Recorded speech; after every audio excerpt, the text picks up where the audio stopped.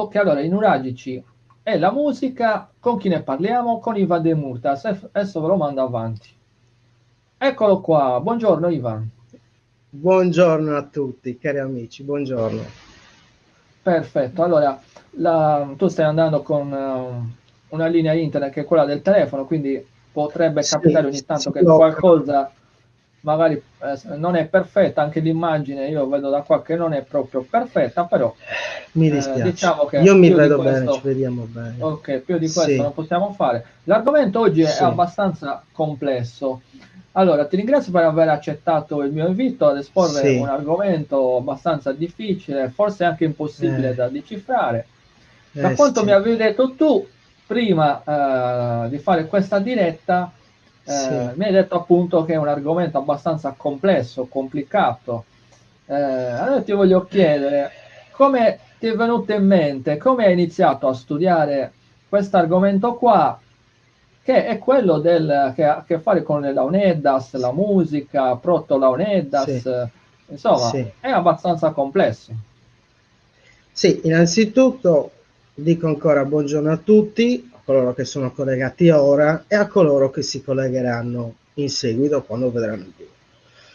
Ti ringrazio infinitamente Gianmario per l'opportunità che ci sarà poi domani per parlare di protonurari. Sono due argomenti molto vicini tra archeologia e musica e in tutto quello che ho studiato è veramente abbastanza sconvolgente, penso.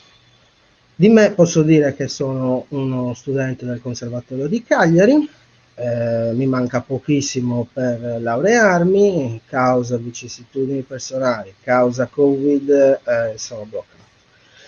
Quindi questo argomento diciamo che principalmente è nato da una mia esigenza personale di sviluppare un discorso o nuove riflessioni che riguardano appunto i nuragici e la musica.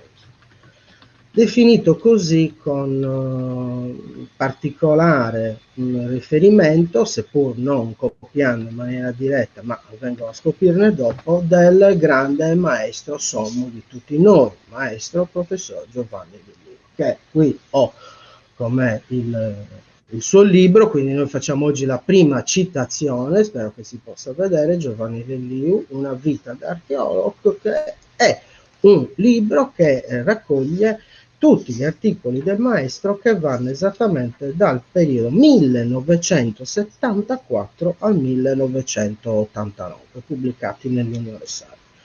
In questo libro in maniera particolare c'è un argomento che è appunto simile al mio, proprio con anche lo stesso titolo, che si intitola La musica nell'età dei nuraghi.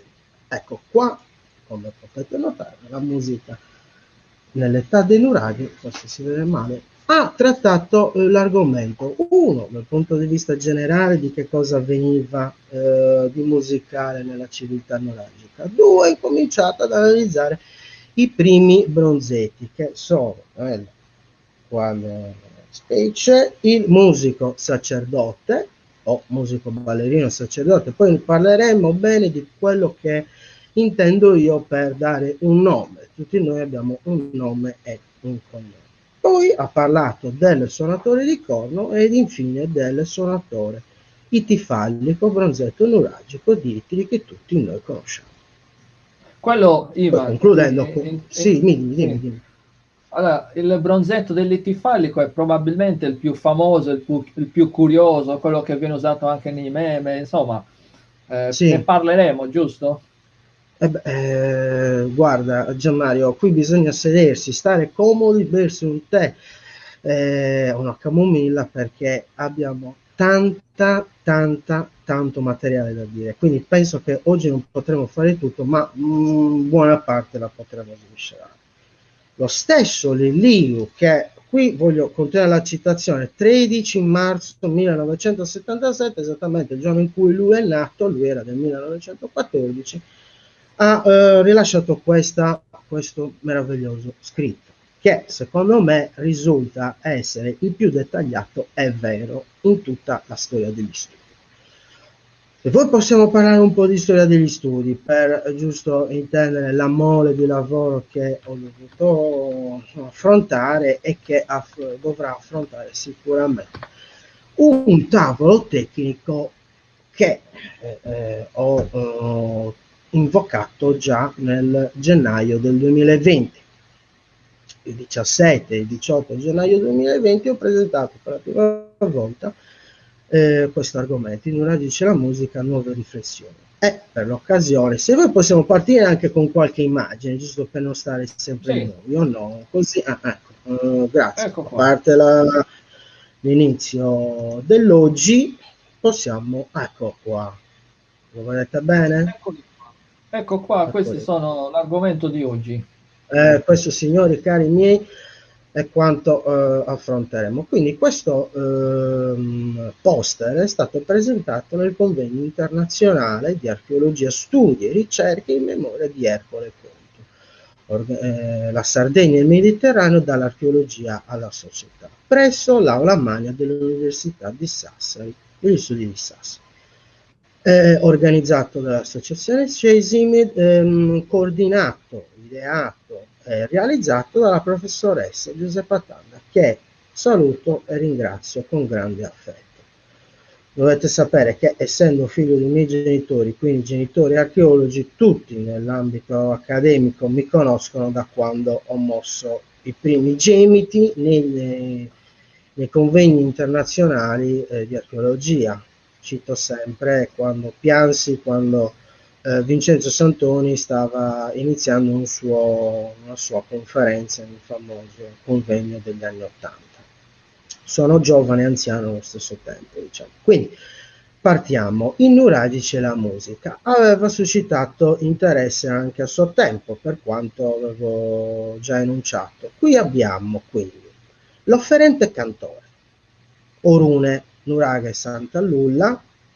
Qui vedete una datazione da me ipotizzata, XIII-VIII secolo, che poi andremo a verificare. Quindi del Museo di Nuoro. Poi abbiamo i nostri Tifalli. Qui chiedo scusa per la stampa, ma tra Ittiri e Tifalli avevo messo due T, chiedo scusa. Qui. Di località sconosciuta, sempre dal XIII all'VIII secolo, Museo di Cagliari. Poi abbiamo il sacerdote musico balledino, sempre località sconosciuta, Museo di Cagliari, suonatore di corno. Ecco, questo Genoni, Nuraghe Santo Vedru, che nel 1907 il famoso Antonio Taramelli aveva pubblicato, e in notizie e scavi poi metterò a disposizione anche tutta la bibliografia essenziale di quanto studiato, e nella stessa occasione quindi della presentazione del suonatore di corno è stato presentato per la prima volta il nostro itifallico, suonatore di launeddas, flautista, aule tenoro, auletta o itifallico. E poi abbiamo una novità che forse molti conoscono o forse non conoscono, comunque il suonatore definito di flauto che sta nel Museo di Gerusalemme, sempre di qualità sconosciuta, di una collezione. Collezione tedesca Borowski, presentata nel 1981. Ora dimmi se si sente bene, sì? Sì, sì, Quindi, perfetto, puoi andare avanti, è perfetto.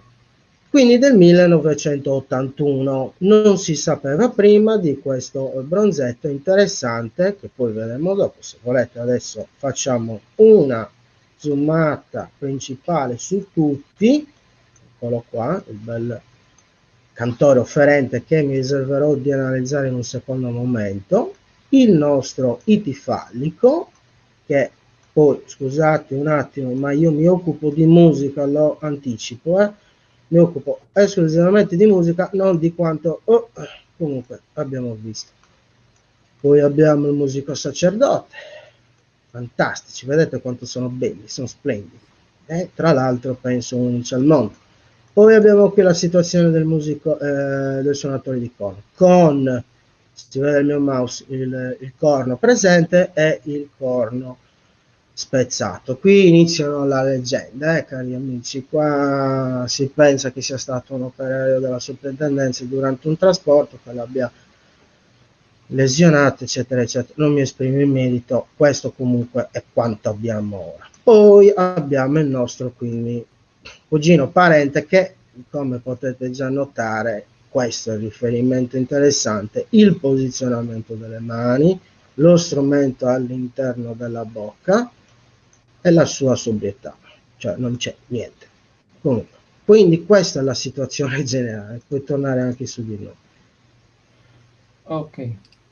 Allora, Ivan, guarda, ci sono diverse persone collegate, ci stanno seguendo, ci manda i saluti, guarda, una carissima persona, Emina Sì, Usai. no, io amo Emina Usai, lo dico al mondo. Io sono sempre stato affascinato da Emina. Emina è una grande, bella donna, quindi da tanto tempo. Un po' come la statuaria dei giganti di Montibrava, che approfitto, è citata anche lei nei miei discorsi finali. Ringraziamenti a lei, al maestro professor Lili, nella fine, perché devo dire la verità, io apro e chiudo un attimo la parese, ma cari amici, qua il lavoro di Gianmario non perché è mio amico ma è straordinario, ha affrontato degli argomenti da tot tempo con esperti straordinari che ne citerò un bel paio perché mi hanno ispirato. Posso ammettere di avere sempre dei maestri che mi devo ispirare. La gente qua bisogna ispirarsi ai maestri. E ne citerò altri viventi, grazie a Dio, anche di materie disciplinari diverse. Andiamo Guarda, avanti. Sì, Ivan, ti faccio fare un altro saluto perché io sì. qua, tu non li puoi leggere, ma io leggo i vari No, io non vedo commenti. niente. Poi anticipo, non già Esatto. male da dire perché sembra che io non ci sono su Facebook. Io non ci Sì, sono esatto. Bisogna dire che su Insta, tutti non ci noi sono dai sui pubblicità. social. Vi metto subito a questo punto, vi consiglio come potete, rimetti l'immagine, caro Gianmario, scusate. Ecco, cioè potete scrivermi Questo è il tuo indirizzo email l'unico. se eventualmente qualcuno ha bisogno di contattarti, eccolo qua. L'unico modo per poter Perfetto. cordialmente comunicare con me per curiosità sui neuralgici della musica e poi vedremo in seguito. Sono musicista, amo il blues e vedremo in seguito. Torniamo a Allora, noi, guarda, torniamo a noi, ti dico solo che ci manda i saluti un'altra grandissima persona che stimo, sì, anche lei, sì, sì. Angela Antona. Allora, Anche io lei, Angela insomma, Antona che cosa possiamo amo, dire? io Super. amo anche Angela Antona, io amo tutte le donne praticamente, però Angela Antona, che è del nord Sardegna, cura il nord Sardegna, ha un particolarmente affetto cioè ho un particolarmente affetto nei suoi confronti perché poi, come vedremo domani, sull'argomento Sull'argomento dei scottante e i protonuraghi. signori miei domani è un'altra cosa. Sto già caricando la professoressa Manca a riguardo. C'è quindi un discorso evolutivo e anche per questo Angela Antona con i protonuraghi o nuraghi a corridoio del nord Sardegna se ne occupa. Quindi grazie a Dio esiste ancora Angela Antona e tutti quelli che si occupano dei protonuraghi. Poi vedremo anche il perché. Quindi un grande affetto perché io veramente sono nel mondo accademico, non ancora accademico, musicale, però io stimo tutti con affetto, gli archeologi, antropologi, musicologi, tutti veramente, poi lo dirò anche nella Allora, lasciami spiegazione. aggiungere solo una cosa Sì, e poi continuiamo sì. con la conferenza Sì. sulla tua esposizione. Conferenza, no, premettiamo, questo è un colloquio Un amichevole colloquio, sì. di confronto cordiale su nuove riflessioni che riguardano i neuralgici della musica. Sì. Non è una conferenza. Questo argomento mi farebbe molto piacere portarlo poi un domani alla tesi, discutere alla tesi e dopo allora potremo Ok, parlare di conferenze. ok. Questo sì, ma ora no. Lasciami concludere una Sì. cosa, poi ti lascio andare. Sì, sì. Volevo dire Ci che sentiamo? No, guarda. no, No, no, continuiamo no, la tua cioè, esposizione. era giusto una battuta. Vai. Ok. Allora, volevo concludere riprendendo quello che hai detto tu sul Sì. fatto che io in questi mesi, e già da un po' di mesi, Sì, conoscendo questi straordinari professori, docenti sì, delle sì. università, questi ricercatori, io ho trovato delle persone davvero non solo culturalmente di spessore elevatissimo, ma anche umanamente, delle persone persone davvero Mhm. belle anche dentro, quindi non solo dei tecnici e dei grandissimi archeologi, ma anche davvero delle grandissime persone. Detto questo, io ti lascio continuare la tua esposizione perché è abbastanza lunga. Forse sì, dovremmo poi anche tagliare, abbiamo delle linee guida, però dovremmo adesso iniziare a commentare delle immagini, perché le Esatto. immagini che parlano, non è che parlo io. Quindi ritorniamo alle immagini. Ecco, quindi tornando giusto ai miei citini per un perché il tutto parte anche da qui, cari signori. Da qui è dallo studio da loro intrapreso, come per esempio la presenza del famoso protonurario. Guardate qua, che immagine sorprendente. 1977. Protonurario ferroso di tipologia naviforme. Ecco, le tipologie molti non lo sanno perché i miei hanno mantenuto un diciamo, profilo privato, tranquillo, non accademico di studio sull'archeologia, quindi però le tipologie sui protonurari le hanno definite i miei. Quindi il naviforme, cioè questo del Frerosu, ha una forma a nave rovesciata, diciamo così, ha dei suoi parallelismi appunto nel Mediterraneo. E questo lo vediamo invece nel 2017. Come possiamo vedere, non penso si sia comunque spostato dalla location. È giusto accresciuto un po' di natura. Ma quindi da lì passiamo ai famosi poi nuraghi a Tolos.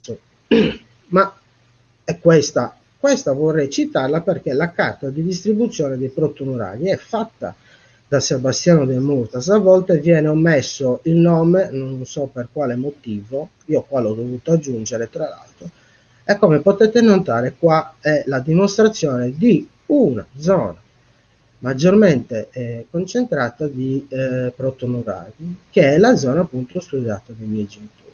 Faccio giusto questa anticipazione perché dobbiamo arrivare a questo. Questa è la situazione attuale. Questa invece è la cronologia per capire almeno in che periodo dobbiamo parlare, no? Penso che molti la possano conoscere. Eccoli qua, i bronzetti nuragici, nell'età d'oro della civiltà nuragica, secondo il professor Liliu e tutti, secondo me. Però ci sarebbe da valutare nel grande meraviglioso mondo della statuaria dei bronzetti nuragici una loro anche classificazione, cioè di un prima e di un dopo, capire artisticamente parlando ehm, come, quando sono stati realizzati e più o meno cercare di fare uno studio ancora più specifico. Cioè, ci sono tantissimi studi, tantissimi, che hanno esplicato benissimo, però ce ne sono alcune cose che io per esempio sono interessato al musico pittifallico e mi interessava di più quando inserirlo. Quindi da una prima mia ipotesi lo posso anche immaginare più antico, tra i pozzi sacri e i bronzetti nuragici. Il suo concetto poi di utilizzo lo vedremo in seguito. Quindi qua ho voluto mettere una sorta di esempio illustrativo sulla cartina dei traffici commerciali nel mondo antico. Questo è un aspetto fondamentale trattato da moltissimi archeologi su cosa avveniva nel mondo antico.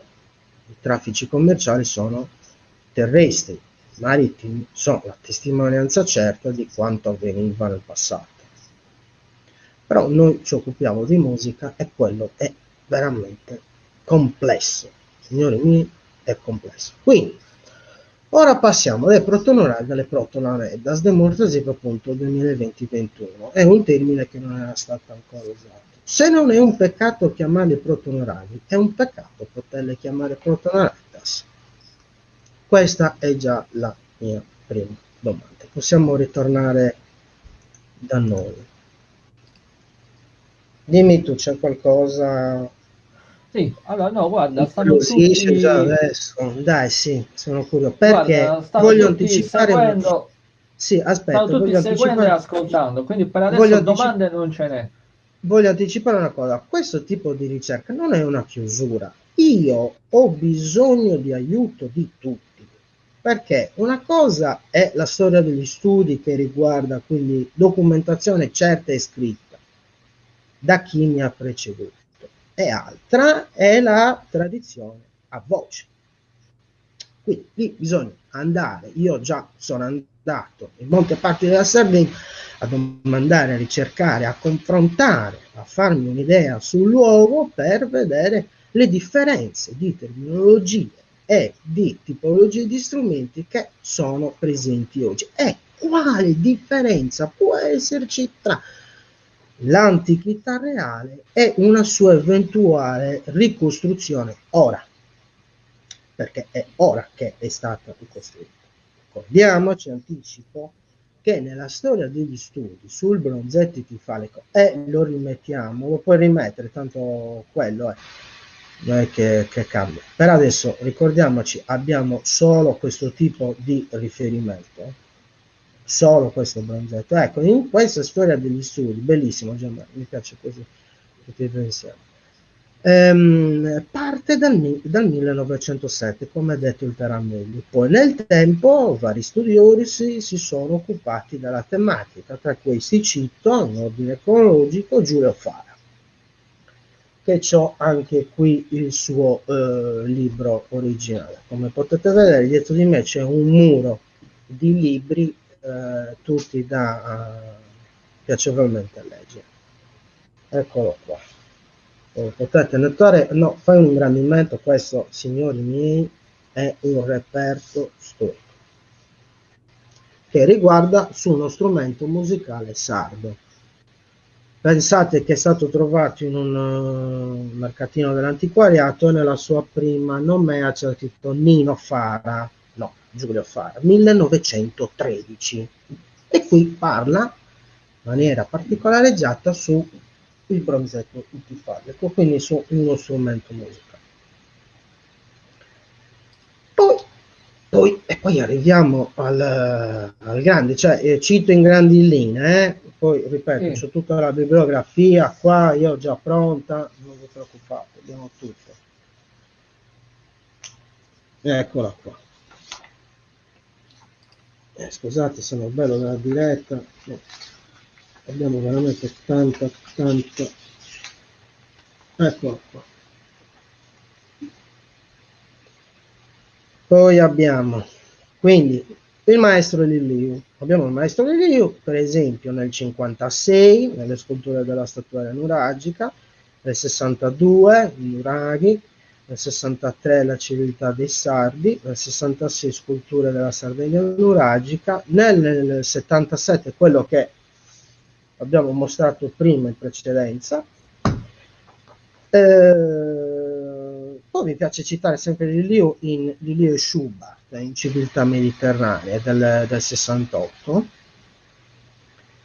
E dopo Liliu abbiamo il grande libro Leoneddas, che ho voluto citare quello perché è una pietra miliare, come se fosse la Bibbia per i suonatori, per gli appassionati di tutti, è meraviglioso. E in quello cito Paolo Bernardini, sempre nel 97, Lauletti di Ittiri, poi abbiamo, scusate, Mele, le Launeddas, è la miniatura della carta 79 del manoscritto delle Canticas di Santa Maria, 1280. Lì, cari miei, abbiamo nuove riflessioni straordinarie, perché è tutto da verificare. Poi abbiamo Sant'Antonio, la rappresentazione scenica del bronzetto di Ittiri.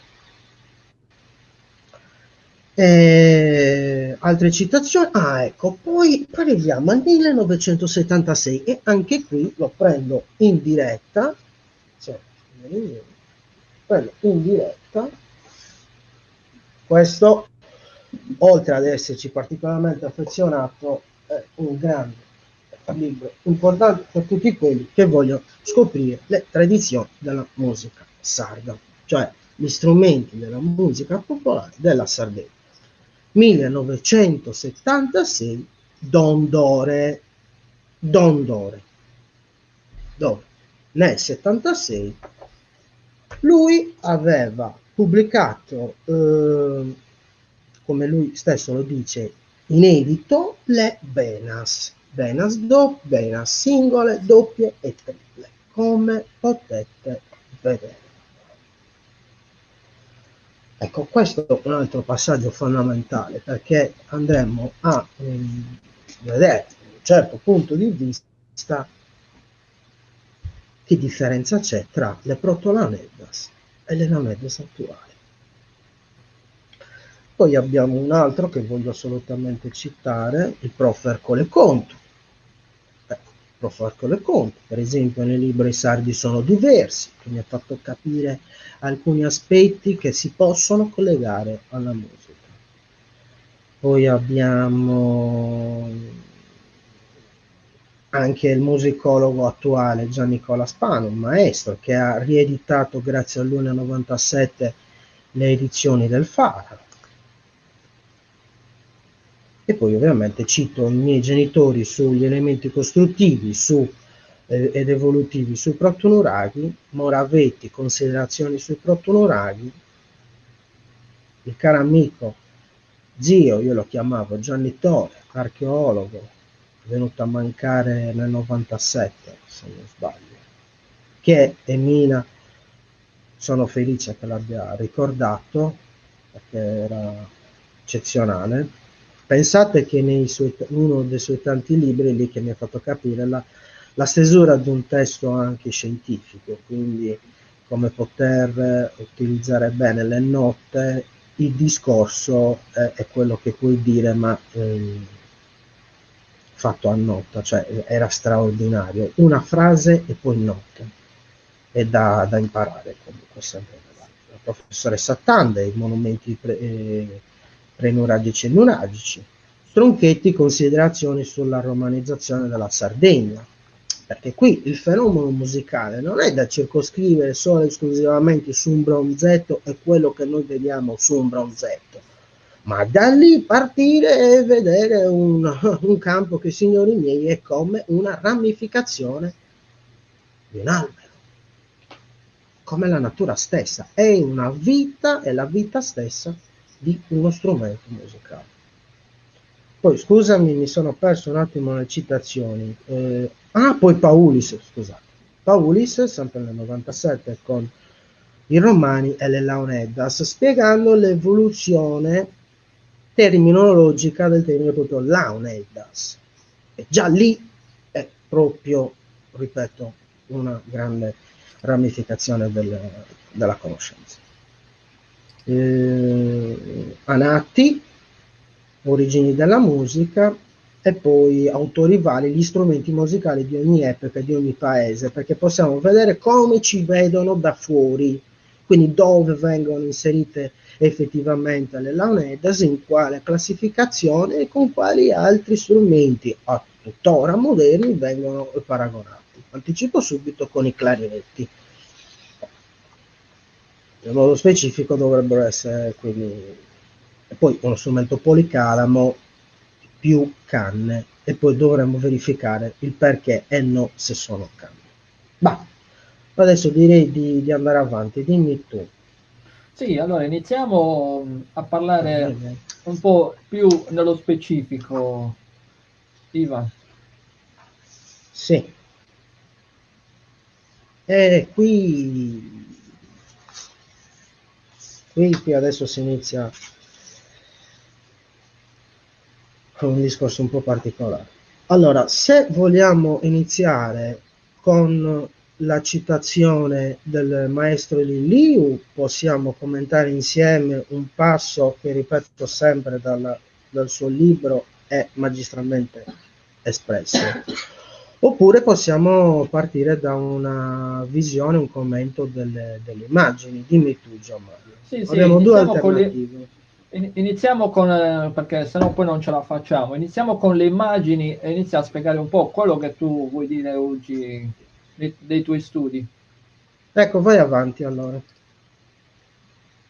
Presento in maniera integrale quanto è stato già presentato quindi a gennaio 2020 con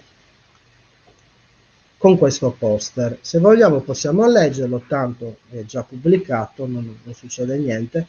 È la sintesi della sintesi di quanto sono andato ad esporre per la prima volta. Quindi se vuoi leggo, leggiamo con gli occhi e Sì. così via, no? Quindi, Sì. ovviamente grazie al professor Ercole Contu per averci insegnato, per averci e avermi insegnato l'arte della ricerca e della perseveranza. Migliore occasione non poteva essere questo incontro archeologico-culturale internazionale, oggi archeologicamente musica, per quanto mi riguarda.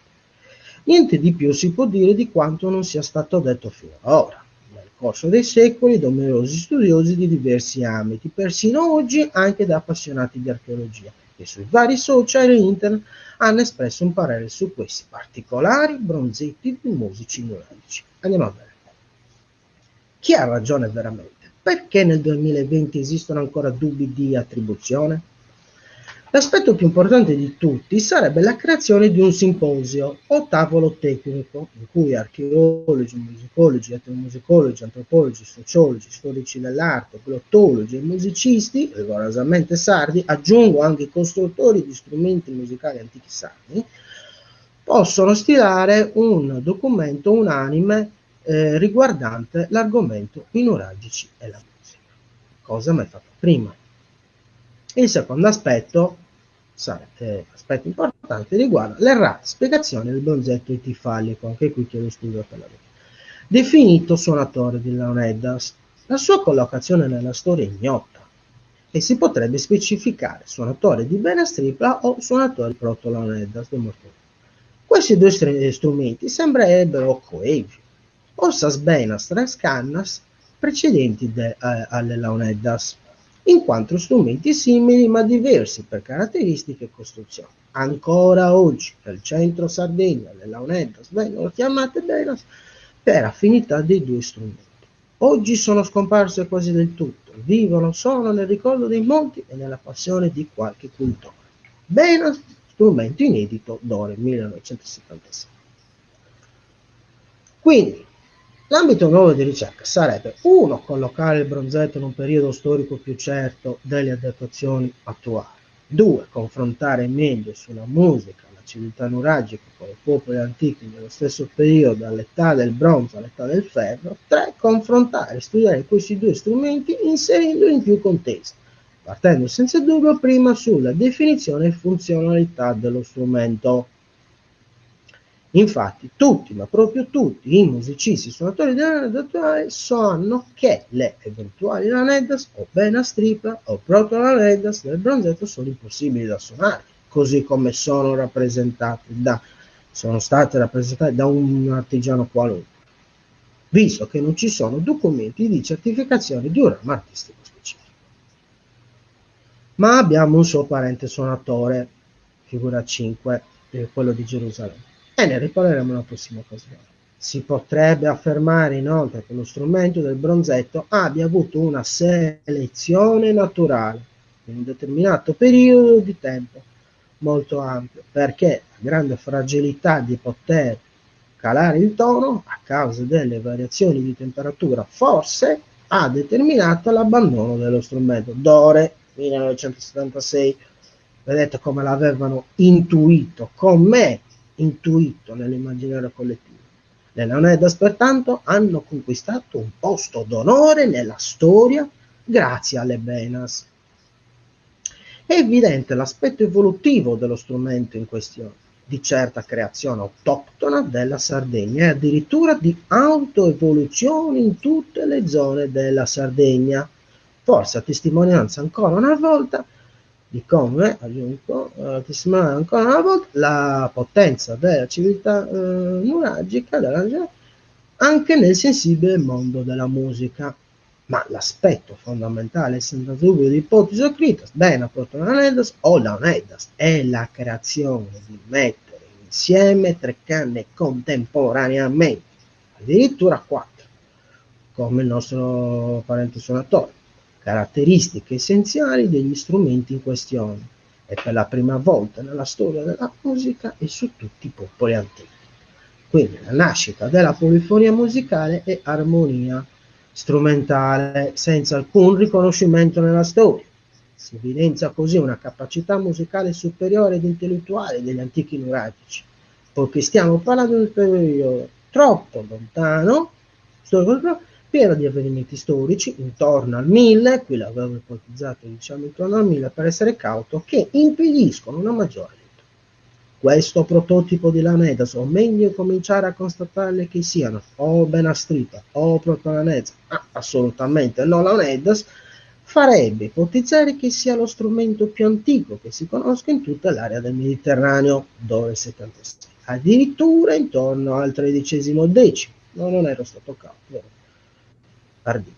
Infine, mettendo tutti insieme i bronzetti di musici neuragici, si può soltanto immaginare e ipotizzare la sinfonia mai sentita fino ad oggi della grande orchestra della civiltà nuragica. Ugualmente misterioso il bronzetto, sacerdote musico ballerino, come tutti gli altri pochi esempi di musica di cui si potrà parlare in una prossima occasione. Nuove riflessioni. Questa mia ricerca è il risultato iniziale di un percorso difficile che dovrà continuare per il bene della verità.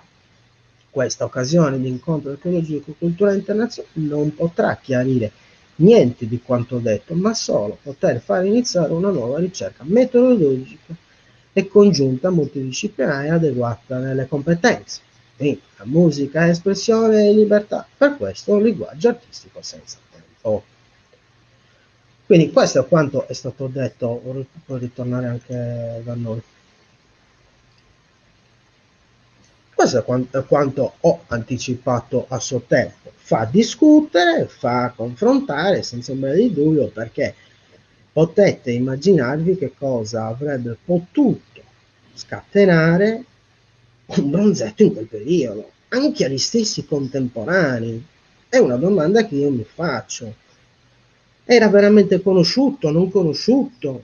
Era forse nascosto, non doveva essere conosciuto?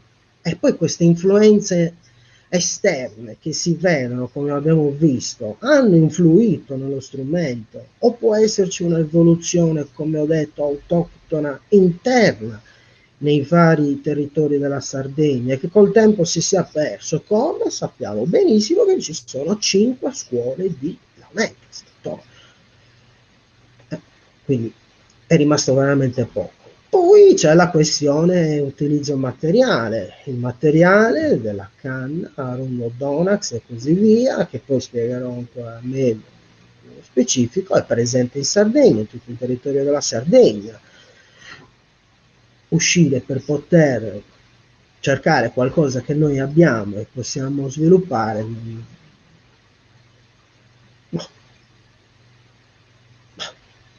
lascio qualche dubbio, cioè anche gli altri mi devono aiutare in questa ricerca, non è che posso dire tutto io non ho avuto aiuto in tutto questo, ho cercato, perché sapete quante domande avrei voluto fare a tutti i miei predecessori, e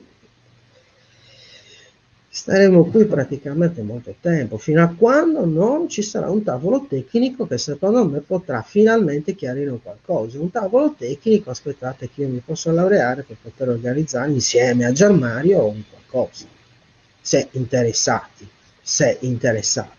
perché la situazione attuale è drammatica, quindi è meglio pensare a sistemare la situazione di adesso, poi possiamo organizzare quello che vogliamo, ma adesso io mi sento vicino a tutte le persone che soffrono perché è una questione drammatica, quindi è anche influito nella mia ricerca, voglio ribadirlo, questa cosa ha influito nella mia ricerca.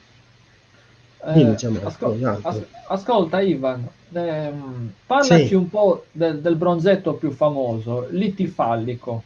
Allora c'è un problema di datazione, quindi c'è un problema di collocarlo in un periodo, insomma, e poi anche la Sì, allora, posizione delle mani, delle canne, cioè c'è molto da allora, studiare. qui c'è moltissimo, c'è moltissimo. Io adesso non so quanto possa interessare o meno veramente sviscerare informazioni, però è da affrontare con assolutamente, cioè, tranquillità assoluta, perché si può, come ho scritto nello scritto ormai definitivo per la pubblicazione di questo poster, c'era la possibilità anche di scrivere 10 cartelli.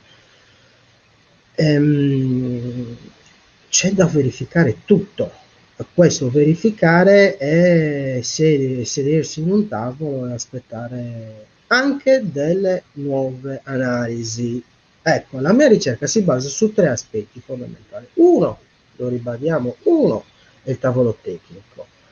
2 è l'analisi scientifica del bronzetto, tuttora ancora non realizzata, perché bisogna capire come ed eventualmente non essere invasiva, perché non bisogna toccare il bronzetto, però non entro in merito a quello. Attendo, come tutti, penso, almeno una collocazione certa, cioè capire quando quel bronzo è stato realizzato ed eventualmente anche i materiali, da dove è venuto quel bronzo, se pura casualità, non lo so, sto in Sardegna o nelle isole del Mediterraneo, perché come abbiamo ben seguito tutti insieme i tuoi appuntamenti, adesso abbiamo una visione più chiara e certa dei collegamenti, dei traffici, di quanto effettivamente troviamo. Ma la musica, ripeto, non è questo. Non è questo, Allora, perché tutti noi vediamo sì. come anche la musica ci può influenzare. Non pandemia, la musica in senso positivo, negativo, quello che ci piace, quello che non ci piace. Allora noi apprendiamo dagli altri quello che ci piace e quello che non ci piace. Ecco, penso che questo sia sempre stato.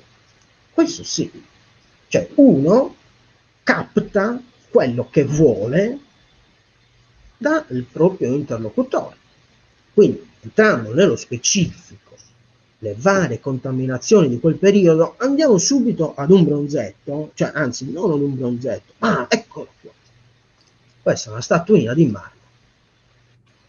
Questa è una statuina di marmo del periodo cicladico, 3000 a.C., 2005, diciamo 2008, 2005 a.C., e quindi anticipa il nostro bronzetto.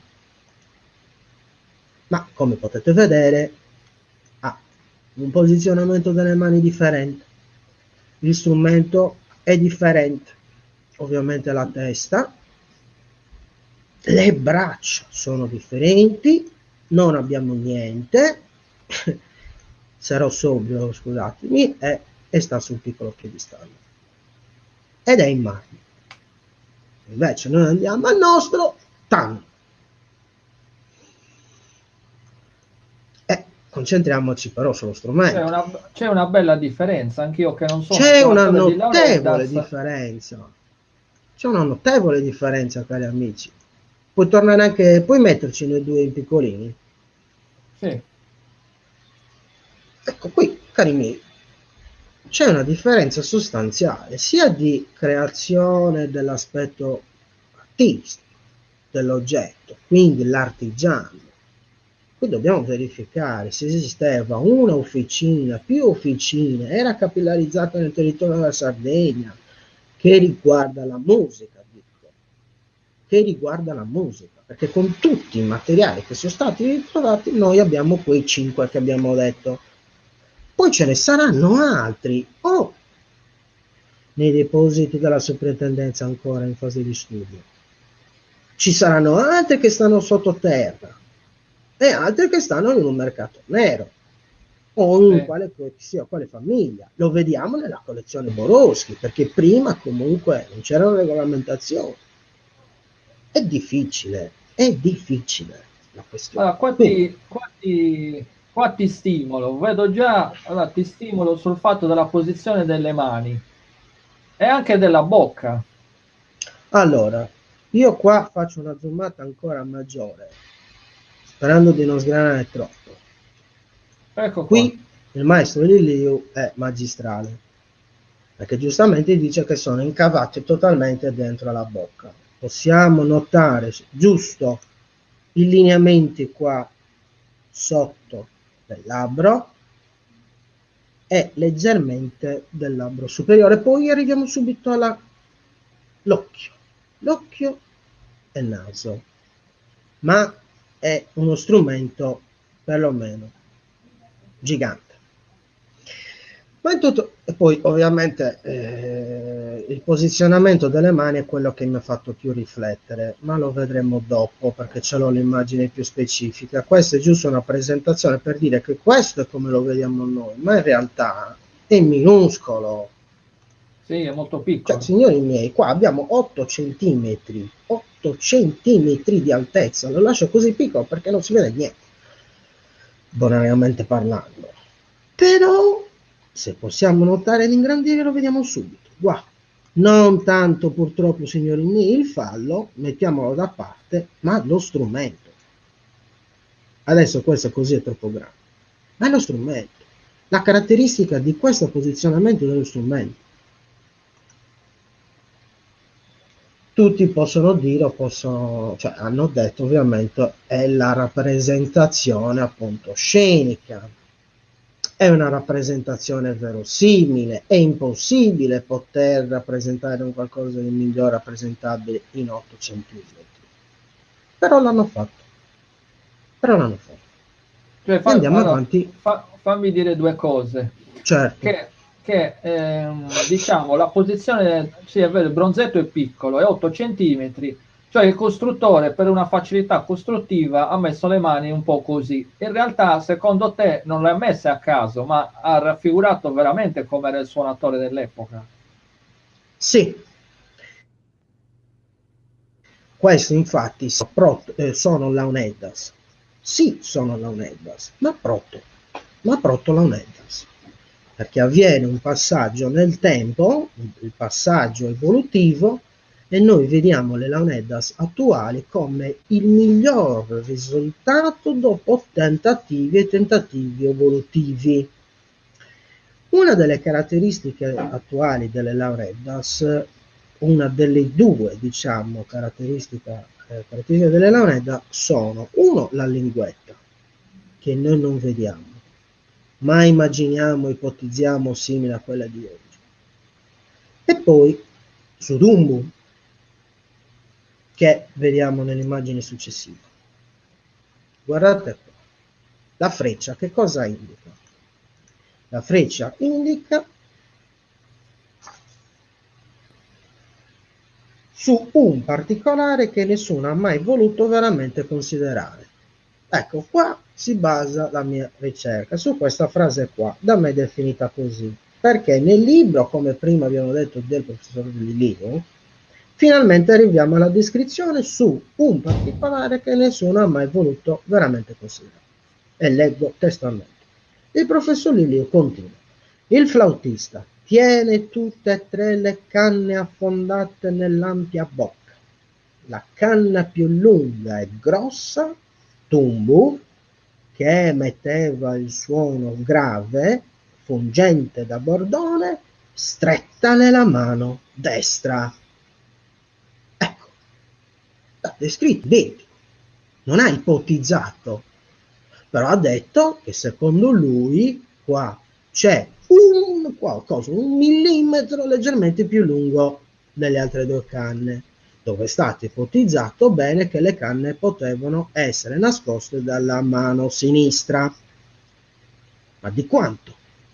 Quanto realmente è reale? Le restanti mancosa mani e mancosè impugnate dalla sinistra. Quindi, personalmente tenterò di far emergere l'importanza di un dettaglio trascurato mai scritto, oppure che dimostri come sì, sono Launeddas, ma proprio Launeddas.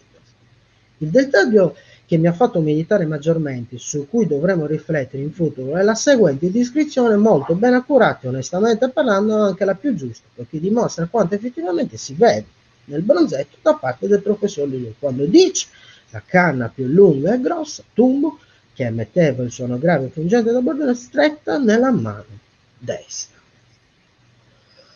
Ora la mia domanda è: quale aspetto evolutivo è venuto? Cioè, stiamo parlando di semplicità, di intuizione naturale, come lo descrive il Liu nel suo articolo. Cioè, la semplice 4 canne uguale Launeddas è sufficiente per giustificare questo strumento? Ascolta, Ivan, qua Qua stanno le mie c'è un commento. risposte. Allora, Dimmi subito. allora, Sì, così magari puoi anche rispondere. Pitano ti certo, scrive, certo. riguardo Tiziano, proprio sì. a... Ciao Tiziano. No, Pitano Perra ti scrive, Ah, Pizzano, ri- scusa, pensavo riguardo Tiziano. questa immagine che abbiamo adesso, Sì, Zutumbu forse si è spezzato come il corno del suonatore di Genoni prima citato. Può no, essere? assolutamente no. Lo escludo in maniera categorica, assolutamente. Perché ho affrontato... Qua abbiamo la professoressa Manca che è voluta intervenire, già pronta per domani a questo punto. Ringraziamo in un secondo momento. Qui la presenza del Desurumbu non è spezzata, perché se fosse spezzata si vedrebbe anche meglio, si vedrebbe la differenza. Abbiamo anche altre immagini, guardate qua, cioè, qui è inequivocabile, più che spezzata si ferma. Si ferma, Qui, sì. qua stiamo arrivando all'aspetto più artistico. Ragazzi, qua è un pezzettino che è minuscolo da poter rappresentare. Uno dice: come mai ha fatto la mano da una parte e dall'altra no? Perché nella mano sinistra doveva rappresentare inequivocabilmente 2 di canne. Ecco perché Crotola Nebas. La terza, leggermente devaricata, doveva appunto distinguersi da quello che avveniva in quel periodo. Cioè i classici Aulos, Auletti e così via. Lo vedremo dopo, ripeto. Poi, era difficile rappresentare o no dei fori? È tutto talmente quindi rappresentabile in maniera sovraumana? Qui lo vediamo comunque che è nascosto. La mano è di una particolarità incredibile considerando le È dimensioni. straordinario perché secondo gli strumenti Benas, Protolanedas o Launeddas, queste due unite insieme hanno un perché. Bisogna verificare se questo è effettivamente il tumbu o la mancosedda e se queste due sono o 2 tumbu, cioè 2 che producevano un suono singolo, e bisogna verificare se eventualmente potevano essere invece 3 che suonassero un suono singolo piuttosto che tutti quegli abbellimenti che conosciamo adesso delle lamentas. Quindi, come dicevo prima, ciò che sarà importante è il tavolo tecnico invocato, può tornare su di noi anche, il tavolo tecnico, l'analisi del bronzo ed infine la realizzazione concreta di una proto-Launeddas. Ecco, su questo quindi tutta teoria e poi niente pratica. No, Guarda, io sono in attesa. ti leggo un Sì, commento. Ti leggo un commento. E Riccardo sì, scrive, l'ha sì, scritto 10 minuti fa. Interessante quando sì, all'inizio hai detto questa non è una chiusura, gli amanti delle Launeddas, costruttori, suonatori, certo, se lo augurano certo. vivamente e si Ma adesso augurano di entriamo. poter partecipare al tavolo tecnico di cui hai parlato. Ma adesso iniziamo. Ma adesso iniziamo tutti insieme. Io ripeto, ho messo a disposizione la mia email. Chi mi vuole contattare incominciamo ad organizzare, perché qui la questione è sconvolgente. Qui la questione è di forza turistica e internazionale. Non è solo il fatto che sia di Ittiri E salutiamo tutti gli amici di Ittili, ma qui è della Sardegna, qui l'avevo già anticipato, bisogna valutarlo come della Sardegna e non banalizzarlo come strumento così. Non è così, perché c'è stata comunque un'evoluzione sia strutturale, sia nelle modalità di esecuzione, sia nelle occasioni, come abbiamo detto anche prima, in quali occasioni veniva usata la musica. Secondo me è da fare senza ombra di dubbio una distinzione tra periodo antico e periodo moderno. Cioè, le ricostruzioni che noi vediamo adesso, vestiari, armi e quant'altro, è una ricostruzione moderna. Le stesse Proto-Laonedas saranno una ricostruzione Laonedas, quindi non sono neanche loro una testimonianza di un qualcosa certo di antico, ma rispetto a 114 anni di studi, signori, qua abbiamo 114 anni di studi, 1907, 2021, oggi 114 anni di studio su questo strumento, e molti li hanno definite arcaiche, comunque sia le anticipatrici. Lo stesso lì, guardate, lo prendo qui quindi in diretta, non è che sto dicendo, purtroppo ho verificato molto, ma ciò che stupisce nella musica dell'età dei nuraghi è la presenza del triplice flauto di canne, uno strumento da considerare all'origine delle attuali Laonedas e Leonedas. Quindi avevo anche da me definite Proto-Laonedas, e quindi sonadoris de Proto-Laonedas, no, suonatori di Laonedas, perché con Proto-Laonedas, così come per i proto-nuraghi, in periodo cronologico, che tipo di strumento è, che viene prima di un altro e che ha ispirato un altro. Tutti noi, anche io stesso, sono stato ispirato dalle conferenze che tu hai tenuto prima. Cioè, E ce n'è uno in particolare che la ti ha musica ispirato? di studioso, Liliu senza ombra di dubbio, perché Liliu, innanzitutto non lo dico io, è riconosciuto da tutti come insuperato conoscitore della civiltà nuragica, che può aver sbagliato o meno, ma non sta a me dirlo e non lo voglio neanche dire perché ho troppo affetto. Liliu veniva qui in casa quando io ero piccolo, cioè è una cosa incredibile.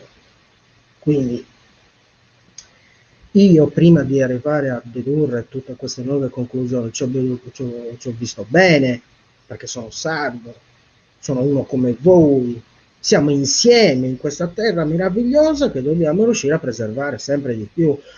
Ma preservare non significa, certo, e senza ombra di dubbio, naturalmente parlando, ma anche in quello che noi diciamo.